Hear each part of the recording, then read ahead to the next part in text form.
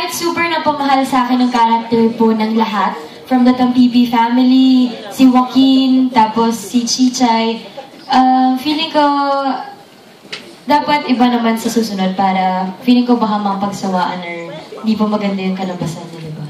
So, okay din na mag-try ng iba-ibang rules. Marami pa naman siya. So, mag-action ka, mag-superhero ka, diba?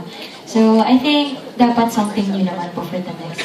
Pero si Daniel pa rin ang gusto mong leading man. Oo naman po. Okay. Depende sa kanila. Si DJ, anong mas choice mo? Magkaroon ng part 2 o another series? Bago naman po, bago naman. Kasi, okay na po tayo sa Got to Believe eh. Kumbaga, napasaya na po tayo ng show. At mas masarap yung iba naman yung tatahakin natin. Para ibang experience naman. Okay, thank you and congratulations sa lahat. Thank you, Thank you so much, ma'am.